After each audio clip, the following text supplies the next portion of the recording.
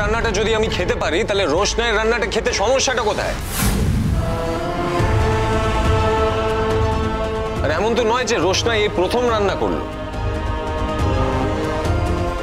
সমস্যা তোমার থাকতে নাও পারে, কিন্তু আমাদের সকলের সমস্যা আছে। আর রোশনাই, তোমাকে আমি একটা কথা জিজ্ঞেস করি, তুমি বারবার একই ভুল করো কেন?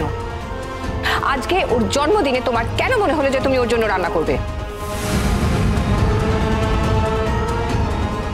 মাসি, আমি তো শুধু সার্জির জন্য রান্না করিনি, আমি বাড়ির সবার জন্য রান্না করেছি।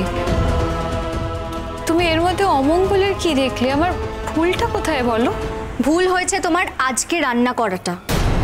আজকে আরণ্যকের জন্মদিন, ওর জন্মদিনেও তোমার হাতে রান্না করা খাবার খাবে না। গরিমা, কি আশ্চর্য, তোমরা এসব কেন বলছো? আজ আমি আচারি মাটনটা টেস্ট করতে চাই, অল্প হলেও আমি টেস্ট করব।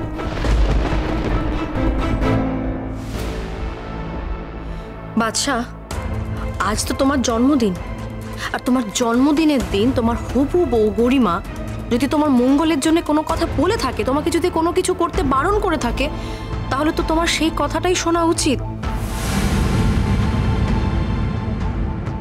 বাচ্চা, আগে কোনোদিন তুই আচারি মাটন খাসনি?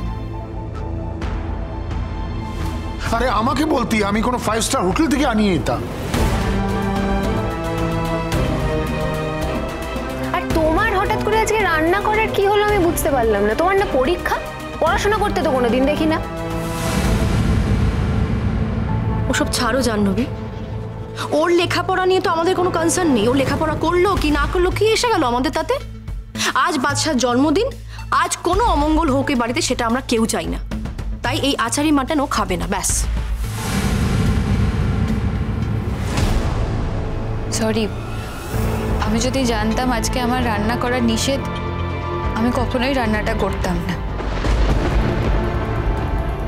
এর সঙ্গে যখন মঙ্গল অমঙ্গল জড়িয়ে আছে, তখন আমিও চাই না উনি এই আচারি মাটনটা খান। তোমার চাওয়া না চাওয়ায় না কিচ্ছু এসে যায় না রোশনাই। জানি গরিমা দিদি, তবুও ঈশ্বরকে তো সবাই পুজো করে, ভক্তিও করে। আমার সার্জি আমার কাছে ঈশ্বরেরই মতো।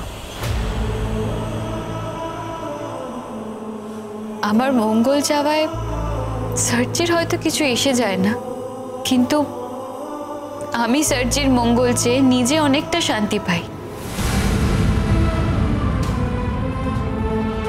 ওই ঈশ্বর পুজোর মতনই।